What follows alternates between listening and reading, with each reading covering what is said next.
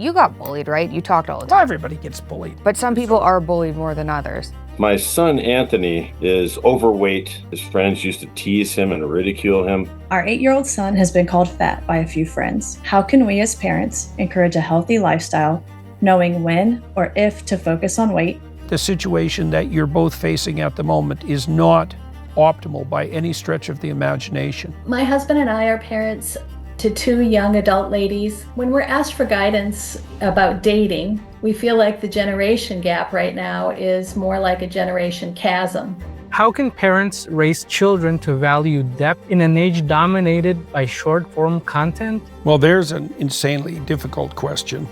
During Answer the Call, I take questions from people just like you from around the world about their problems, opportunities, challenges, or if they simply need advice. My daughter Michaela guides the conversations as we hopefully help people navigate their lives. All right, fire away.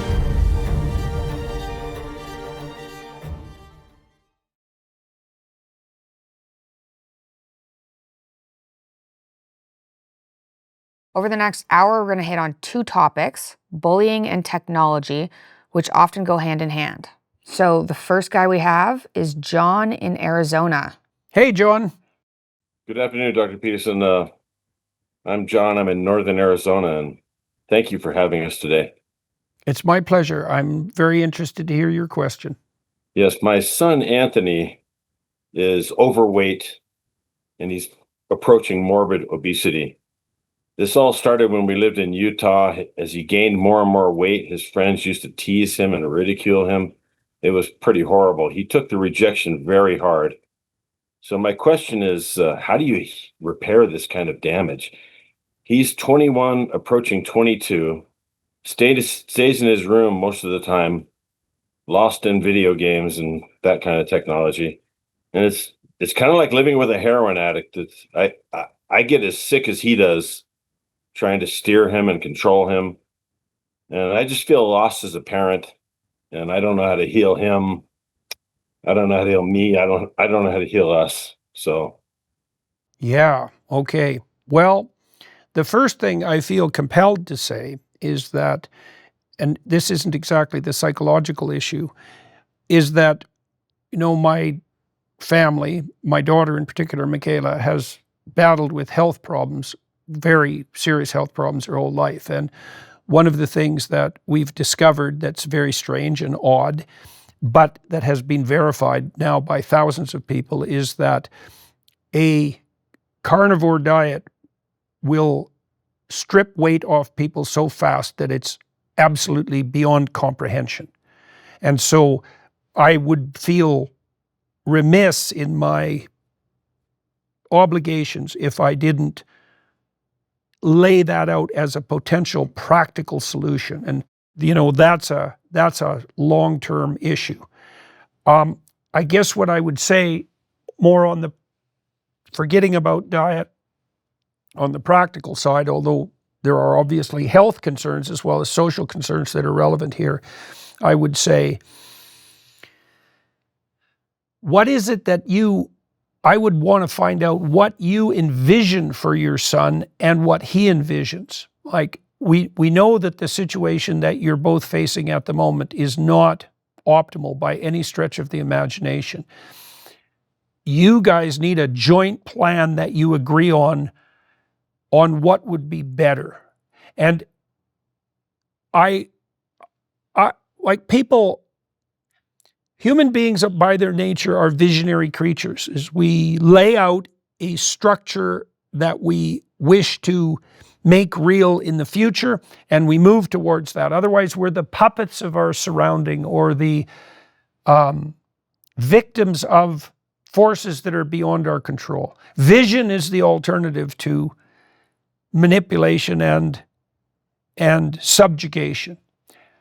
Vision is the alternative to slavery and tyranny.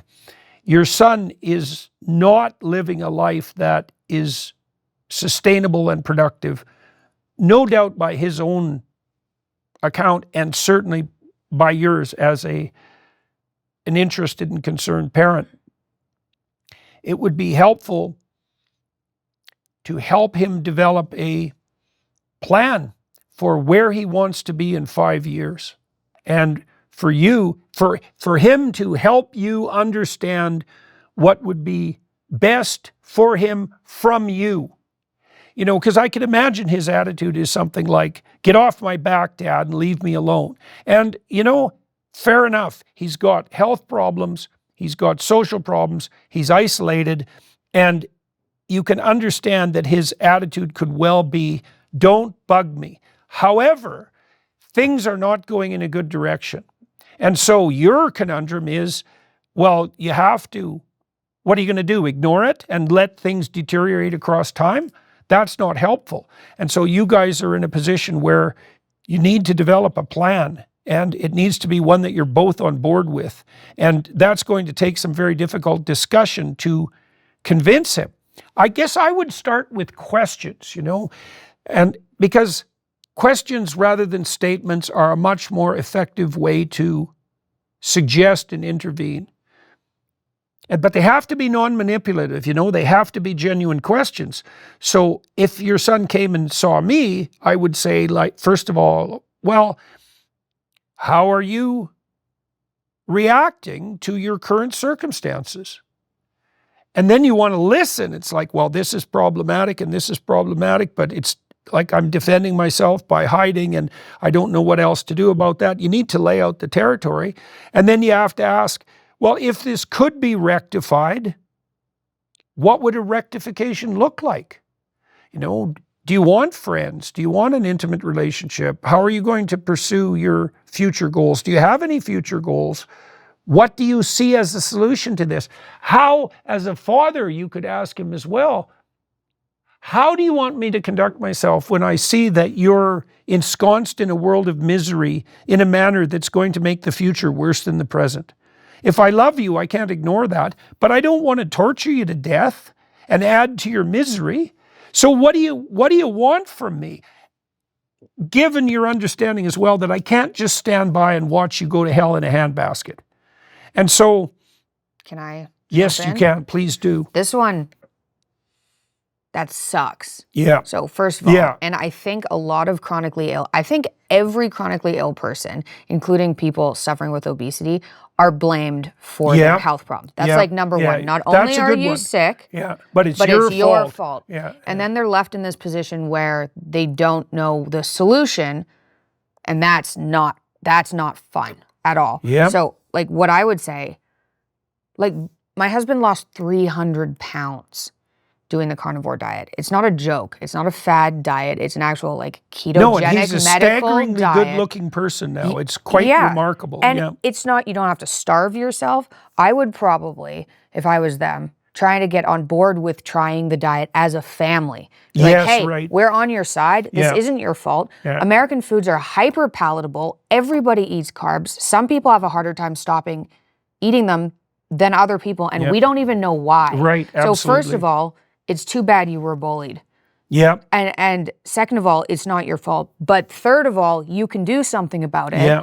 And let's just all try it as a family for I like think a that's couple really of good. months. He's probably depressed. Like Oh, he's probably undoubtedly. not just, it's not the video games that are the problem. I would say it's the physical ailments and probably depression and brain fog that are drawing him towards video games. Right, that's a very important additional concern because the fact of his obesity is a reflection of an inability to manage a high carbohydrate, high sugar diet. Which a lot of people have. Well, right, and it's clearly the case that many forms of depression are inflammatory and are brought about by exactly that kind of diet. I like the family approach idea a like, lot. we're on your team. Yeah, Let's try it. I should also say, you know, it took me a long time to eradicate all quick judgment from my observations of people that were obese because it's very easy to judge. And I've become completely convinced that the best way of thinking about it is that it's a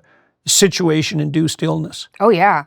It's like we're wired genetically to gorge on high carbohydrate, high sugar foods because in our ancestral environment they were rare. And so when you came across honey, you just ate all of it because maybe you're not going to find any for the next 5 years. They also set up scientists to manufacture foods so they that people could stop eating them. Right. So they would be. So they're built like that. So no wonder you can't stop eating them. Yeah, yeah. And I don't think, you need to go on a diet or you need to change the way you eat.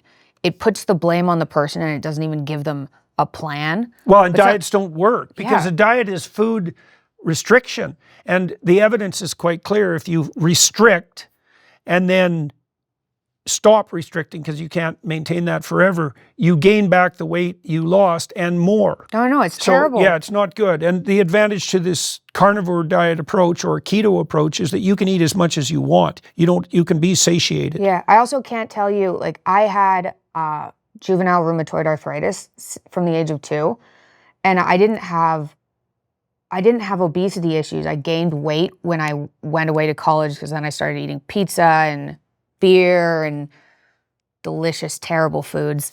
And it really impacted my mental health.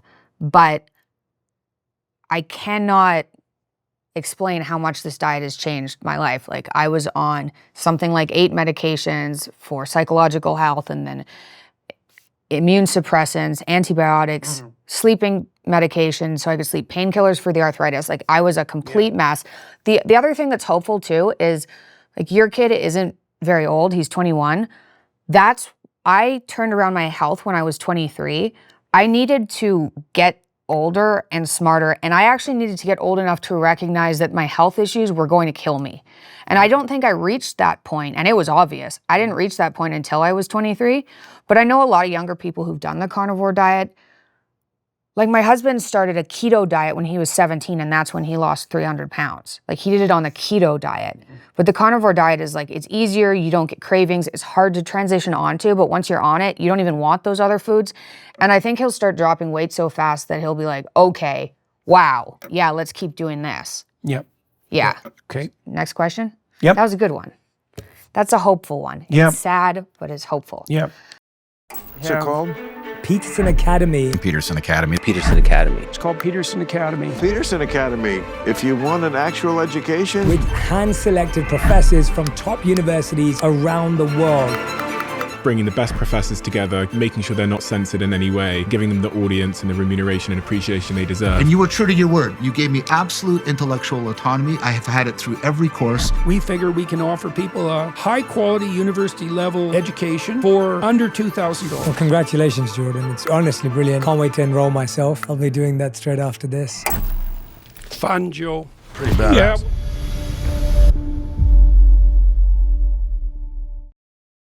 Up next, we have Victoria in Louisiana. Hello, Victoria. Hi. Thank you so much for taking my call. So this is my question. Our 8-year-old son is kind, loving, and socially observant. He is also very sensitive, especially in regards to his appearance and his performance. He is taller and heavier than his siblings and most peers, and has been called fat by a few friends. How can we as parents encourage a healthy lifestyle, knowing when or if to focus on weight without creating an eating disorder or hyperfixation on his outward appearance? Well, I guess some of the discussion that we already had is relevant with regards to stabilization of diet, is that moving your family's eating pattern to a lower carbohydrate load would be useful. And your comment with the last questioner was that this has to be a family affair. And I believe that's the case because eating is a communal activity. And You don't want to isolate a kid. Yeah, And just cutting processed foods can make a big difference. If you just focus on a lot of meat, fruit, and vegetables, try to get rid of the grains and processed foods, that'll probably help him out. And I wouldn't say, again, that it's his fault. We're kind of set up in society right now to eat hyperpalatable foods. And most people, if weight gain doesn't hit them young, it hits them eventually. Well, Nobody it's escapes also it the case- unless they have a low carb Well, diet. we really. also know that there are radical individual differences in the degree to which people pack on weight. So, for example, Pacific Islanders, island people have gone through periods of food deprivation, their cultures, very radically in their evolutionary history. And so island people tend to pack on weight like mad. And so the Polynesians, for example, on a North American diet, they just balloon out no time flat. And so there is wide individual variability in the proclivity to put on weight. And it is very important. I really do think it's crucial to stop making it a issue of lack of willpower or morality. First of all, you can't fight your hunger. Good luck with that. Your hunger will win. So if you're on a diet and you're not satiated, you're going to cheat, or when you stop the diet, you'll return to your old eating habits. You have to change the way you eat. And that's very difficult and it's very radical, but it's unbelievably useful. And then I would also say he's sensitive about his appearance, more sensitive than normal. That's the other issue. Maybe he's conscientious. So it's possible. That might be a good thing. It might be a good thing, and it might be a consequence of some higher levels of negative emotion as well. And so what would I do with someone who's more sensitive than he was 8? Was that right? Sorry. He's 8. He's 8, yeah. Mm-hmm. I guess I would, this is one way of inoculating people against typical bullying responses, is to work out a description of all the bullying tricks and phrases and to have the person develop a defense for them. Right? So something jokey. Yeah, something jokey, but at least to expose yourself to it. Like if someone calls you fat, so at least I have a brain. Right. What should your response be? Your son needs help developing strategies for dealing with the most common bullying situations and phrases. And you'll have to get from him what people say that hurts his feelings, and then you'll have to work with him to develop strategies of verbal response or attitude that help him prevail in the face of that. Now, what you don't want him to do is to get down on himself, to isolate, to be irritable, to cry or lash out, because that'll just amplify the bullying. Like what bullies do, like, first of all, we should understand that every child gets bullied on the basis of their peculiarities. Mm-hmm. And so if you don't have any obvious aberration in your appearance, well, the bullies will just make one up. They'll give you a nickname that's derisive, or they'll come up with something that's like a rhyme on your name. Like they're going to find something, and what they're looking for is an emotional reaction. Like in the bully victim literature, you see that there are stable bullies and there are stable bully victims. And the stable bully victim boys tend to respond emotionally when they're picked on. If they can develop a defensive strategy, say, and humor can be very useful in that regard. Or just pretending you aren't bothered. Yeah, that's a simple one. Better even than pretending is to practice not being bothered to the point where you're actually not bothered. Because what the bully wants is a reaction, and he'll go around poking at people till he finds someone that reacts, and then that's the person that gets picked on. So your son needs to be trained in resilience. And one of the things you might even try with him is to make a list of the insults and the insults that have been used against him and the insults that he's afraid of, and practice delivering them to him so that he can learn to be resilient in their presence. Oof. Yeah. You can do that. You can do that with his cooperation, though. Yeah. What are you going to do if someone calls you fat? What should you do? Do you want to get upset? Like, how does that work for you if you get upset? Does that help? Well, they hurt my feelings. It's like, well... Pretend they don't is a good place to start. Well, practice acting as if they don't. That's so, see, because the pretending, there's an element of deception in there. There can be an element of self-deception in that. Though, when you, it's hard to, you got bullied, right? You talked all the time. Well, everybody gets bullied. Everybody gets bullied. But some people are bullied more than others. Yes, they certainly are. They're usually the ones that show weakness, honestly. They're the ones who respond emotionally.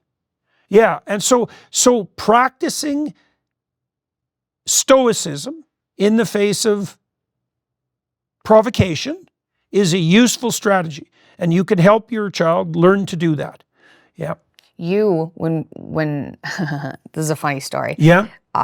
Kindergarten, I think, you told us, go find the biggest kid in the class and punch him.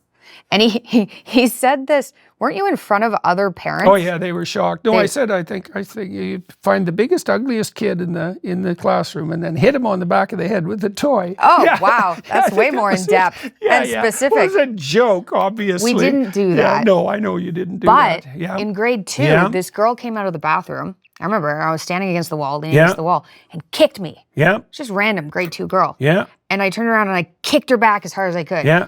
That was it. Yeah. That was the interaction. And she was the bully, right? It was like, kick. Yeah. Kick harder. Yeah. I was like, oh, okay, not going to kick you anymore. Right, Go kick somebody else. Right. Well, there is some real utility also in helping your children learn to defend themselves and to discussing very carefully with them the conditions under which they are allowed to or also morally required to defend themselves or sometimes to defend other people. Yeah, and so you need a philosophy of that. So if someone is picking on you, if someone hits you and you're a kid, well, what's the right response? Well, the people who are anti-violence, let's say, is you should go tell a teacher. It's like, do you remember what it's like to be a kid? Going to tell the teacher, that can be social suicide, right? Because it indicates to the bullies in particular that you can't handle your own affairs, and that you'll rat them out. That's not good. Although I do think pretending or actually just being unaffected by it, like, I don't care what you say. Yes. Like, that'll deter a bully. Yes. They're not interested in bothering someone that's like, So Dan Olweus, who's a Scandinavian expert on bullying, and he reduced the incidence of bullying in Scandinavia by about 50%. So he's quite, and there's a book which you could take a look at, everybody who's listening, called Bullying, What We Know and What We Can Do About It. Pretty blunt book. Yeah. Olweus did the best analysis of bullies. He thought of them as prototypical fascists, which was why he was concerned with them, and I think that that's correct. Olweus's analysis of the bully dynamic is dead on. And one of the things he also helped schools, parents, and children work through is the conditions under which you are allowed to seek adult authority if you're a child. So his definition of bullying was that bullying was aggression utilized when there was a mismatch in power.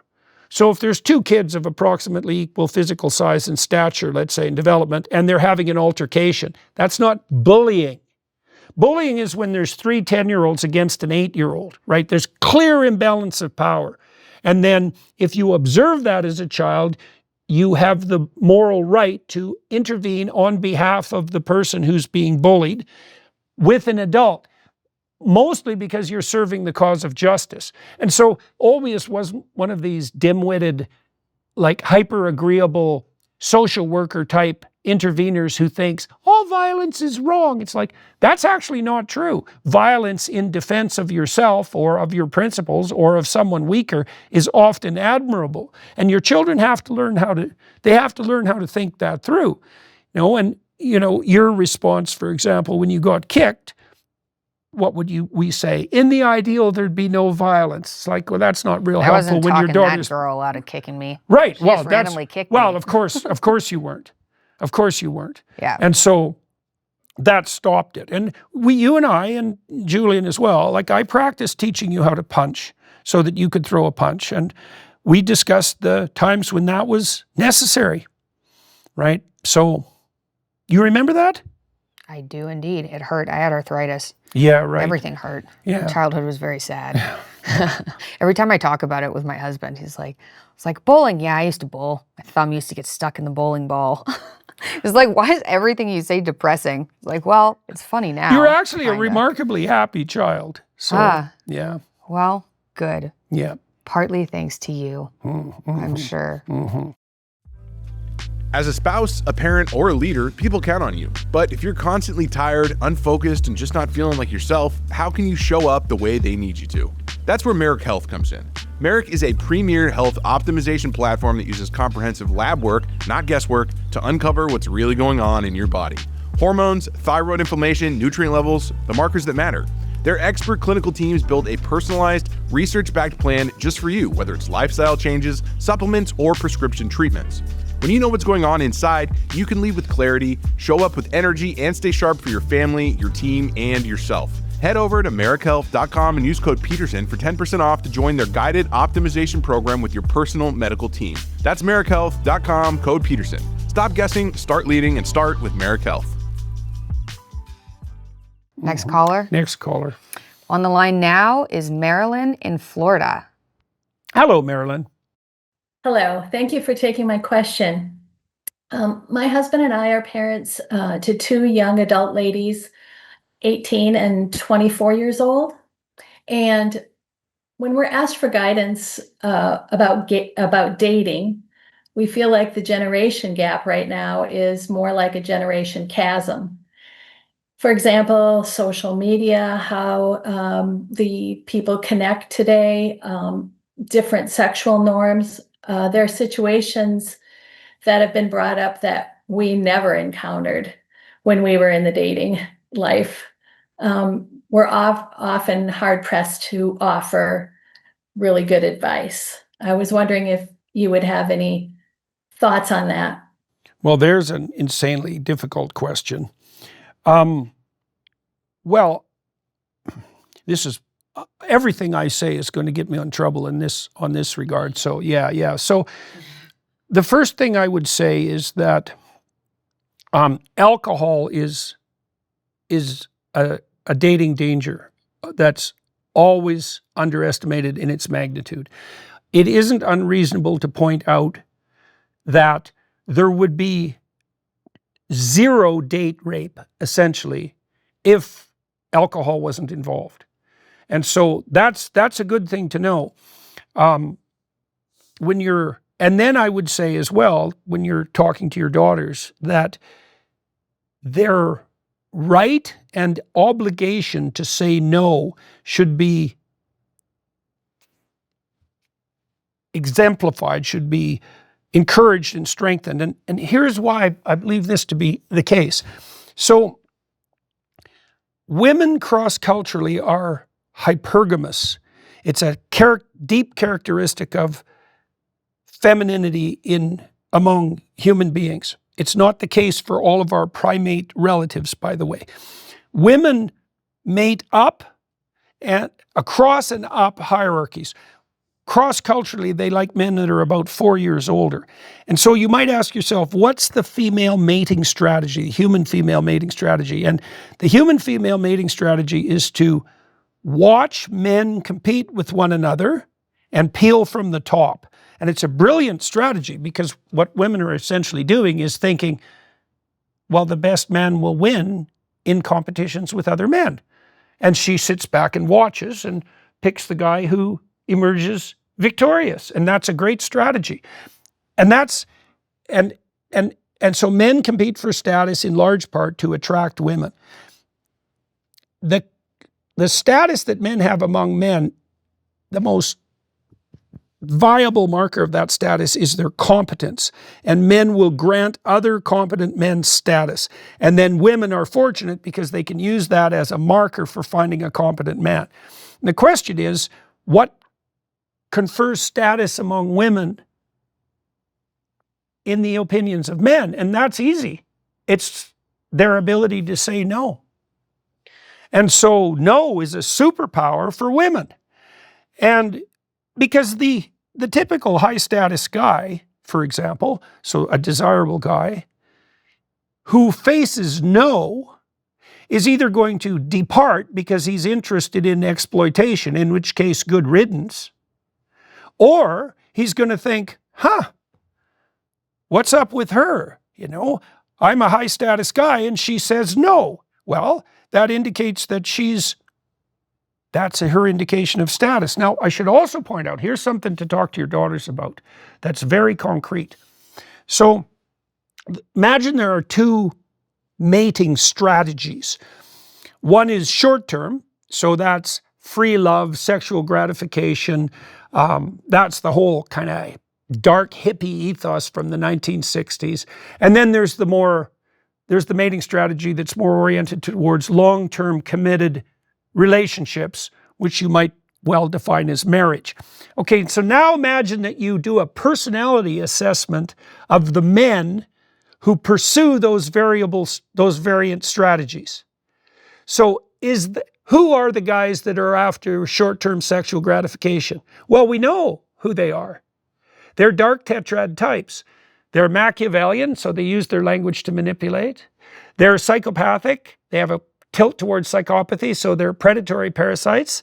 They're narcissistic. They're only concerned about themselves. And just to top it all off, they're sadistic.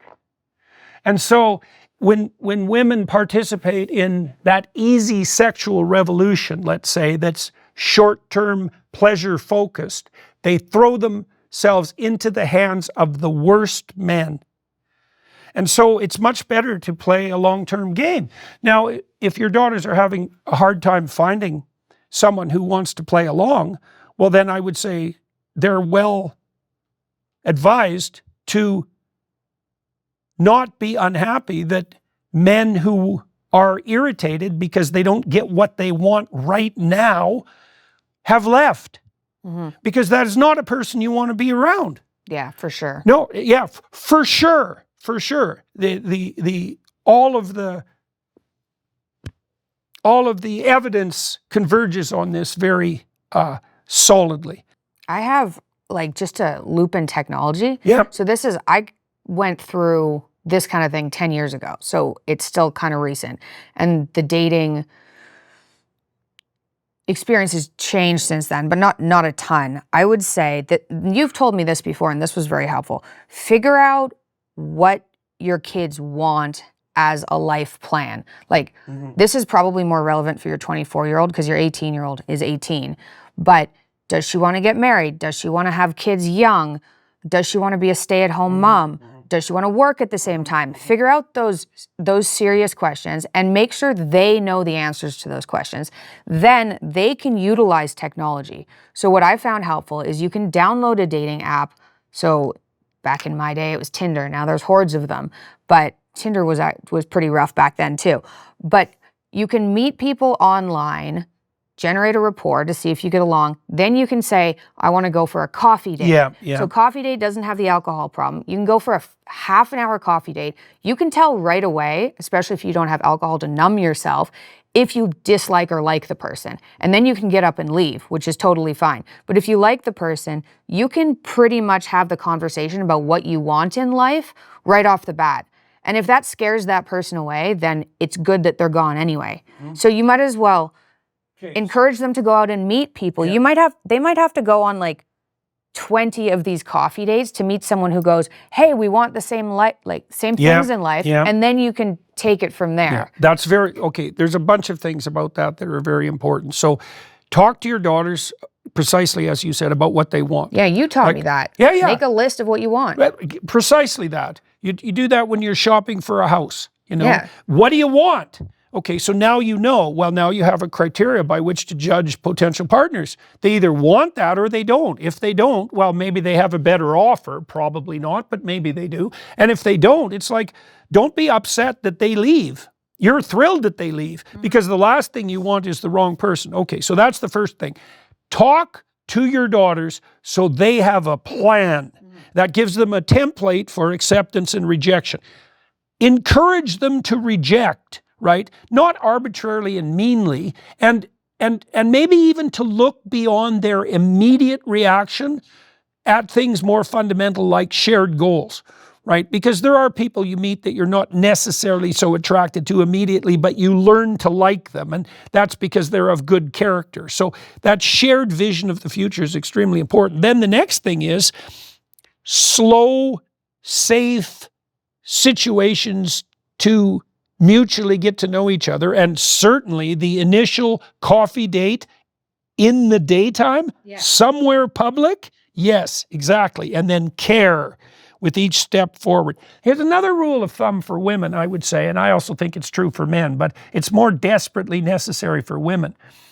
Don't do anything physically with anyone that you wouldn't have a conversation with them about, right? Because you might say, well, at what rate should we pursue intimacy? Well, if you're pursuing physical intimacy before you can have a conversation about what you're doing, you're probably putting the cart before the horse.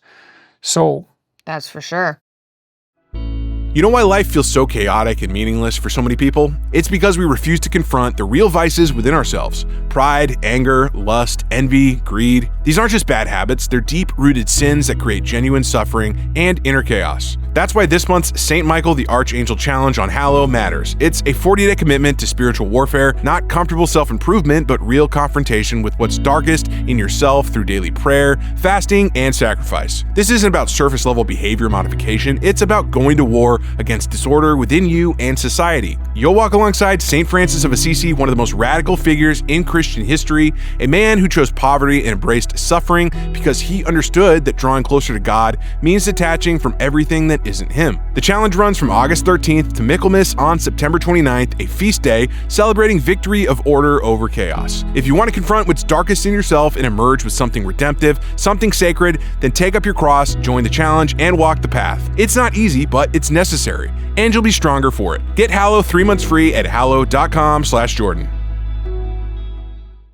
on to the next. Next, we have a more general question about AI, and we're joined by Robert in California.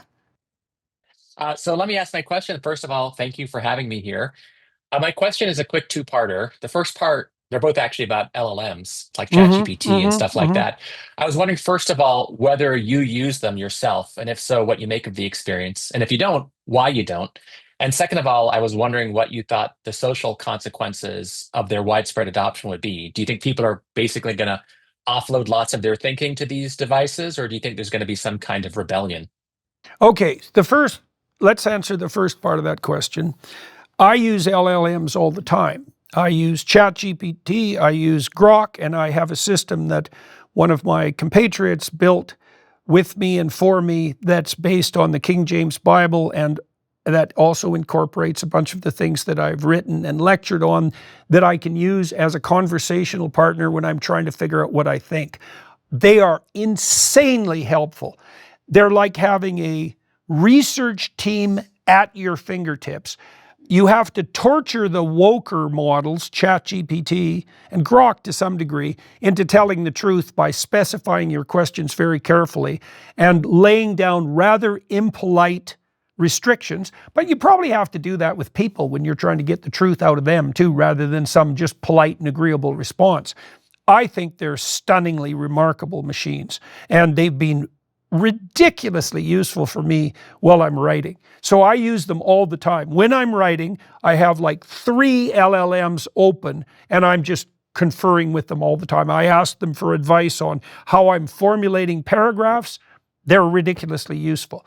Now, having said that, I have this program that I've worked on with my son called Essay, and we're trying to use Essay to teach people to write. And when you teach them to write, you're teaching them to think. And when you're learning to write and think, you're learning how to move your way through the world without falling into a pit. And if you offload that all to a LLM, then you're just a hollow shell and you have no idea who you are, where you're going, or what you want. And that's a huge danger. I mean, I was just talking to my son the other day about his experiences communicating about Essay in general, and he talked about a situation that one of his friends was involved in where they were taking a course where they were required to write essays and to give feedback to one another, and everyone who was taking the course used ChatGPT to write the essays and to provide the feedback. And so all you really got from the course was bots communicating with one another. And so people can use the LLMs to evade their responsibility and to lie and to deceive and to look smarter than they are, and that's just rife with catastrophe. So I would also say that the LLMs, in my experience, have been very useful in precise proportion to how carefully you specify the question and assess the answer. And so they can also teach you to ask extremely careful and well-formulated questions and to hone your capacity for critical thinking. Look, it depends on your intent, right? If your intent is to rely on technology to look smarter than you are and to gain a bunch of undeserved rewards in the short term, it's going to be a complete bloody catastrophe. If your aim is to sharpen your thinking, to learn, to interrogate, to question properly, and to make the sharpest and most well-informed arguments you possibly can, then that's open to you too. And I don't think that's much different than most technologies. It's like the more powerful the technology, the more you can use it for good and the more you can use it for evil. And one of the things I've noted and tried to teach people for 20 years is, as our technological prowess increases, the consequences of our morality or immorality expand. And that's the curse and the benefit of technology. Now, there's an additional issue that we should address too, which is the alignment problem. How do we know that the LLMs are operating according to the proper moral principles when they're formulating their answers? We just assume they're not. Well, part of that can be dealt with by extremely careful questioning and critical thought. But this is also why we've been experimenting with our own large language models, because my guess is that we're going to have to train them on something like the Western canon for them to be aligned properly. There's not much difference in training an LLM and educating a young person. Like, if you train the LLM on broad consensus across every possible source of information, you're going to tilt them towards a present-focused view and something that looks quite woke. So, and that's exactly the same with young people. So what do you do about that? Well, a classic humanities education, a classic education in the deep works of the Western tradition, provides them with a defense against ideological possession. Well, why would it be any different with the LLMs? And I've talked to people who develop LLMs, although we haven't made enough headway on this front yet, to train systems on classic works and to make that the core of their ethos. And so, with any luck, we'll work that out over the next 5 or 6 years. That's what we're trying to do with Peterson Academy. Yes. We've talked about this a lot, is people are probably going to be split into two camps. There's going to be the people that know how to utilize LLMs because it reduces your work, depending on what you do, to like 10% or eliminates your job. It's a crazy difference. It is not Google. I thought Google was great. Just being able to Google, I was like, the internet. We all have access to the internet. That's crazy. You can research basically whatever you want. And Grok, I use primarily Grok, just squishes 3 days of research into like 15 seconds. Yeah. It's crazy. Yeah, it is. So if people aren't using it, they need to start using it and learn how to use it because you're going to be left behind. That's what I think. Yeah. So you need to incorporate that. But there was this funny, I'll send it to you after, but it was this video going around Instagram, and it's this guy, and he's like on his chair like a monkey going like, eat, like typing things into Grok, and then, or an LLM, and it's spitting out a really nicely worded email, and then he sends that, and then he gets a response, and he's like all happy about it, and goes like, and types it in. Unfortunately, I feel like there's probably going to be a group of people that use it to enhance themselves, and a group of people that won't learn how to write or communicate, that'll just use it. Yeah. That's the dangerous part. Yeah, well, and your comments about Peterson Academy are relevant with regard to classical education.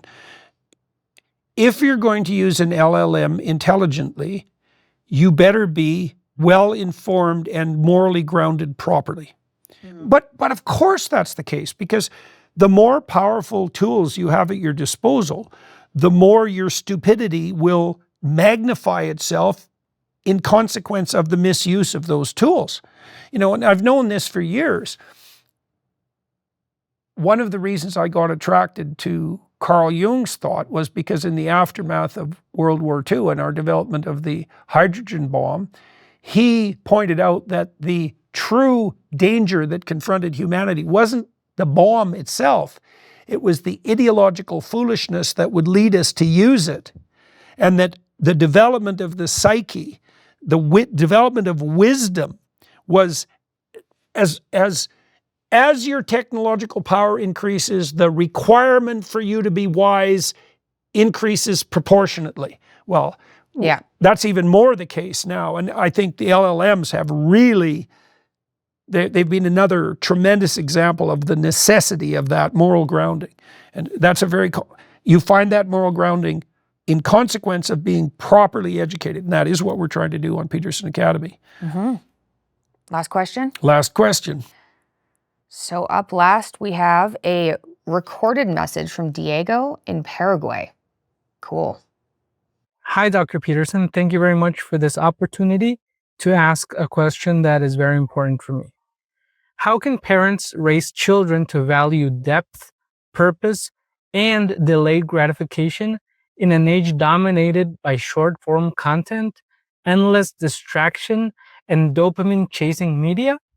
What practical steps can we take to protect and prepare our children so they aren't psychologically hijacked by the algorithm before they even have a sense of who they are?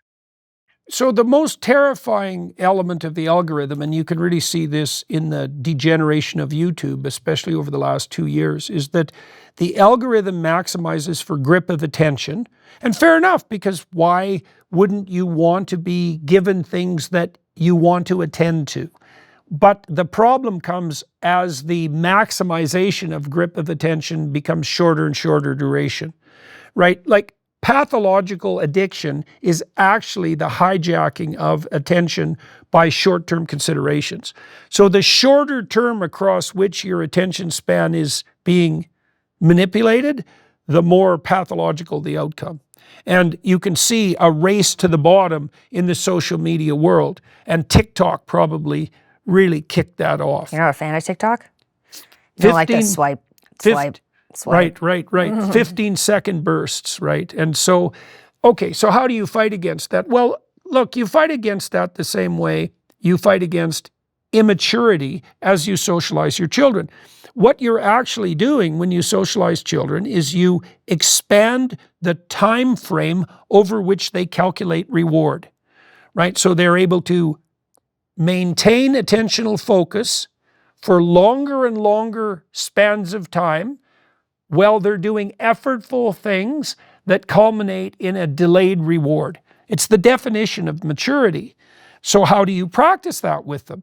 Well, you listen to them. That's helpful. That's why regular dinner times, meal times together are very useful without phones, so that people communicate. And you can encourage your children to attend for long periods of time by listening to them formulate their thoughts and engaging in conversation with them. You can do the same thing by reading to them, right? I mean, this is dependent on the individual child, but there are 4-year-old kids who can listen to a story for an hour and who can handle a pretty complex juvenile novel by the time they're 4. Interact with your children in a manner that requires sustained attention for longer and longer periods of time. And so board games can do that too, especially more complex board games. So you want to engage as a family in sophisticated enterprises that don't fragment attention down to the smallest possible unit. There's tech now too you can use. I found this machine. There's some practical things too. So I have a 7-year-old. She has a phone already because she's split between 2 houses. Otherwise, she wouldn't have a phone.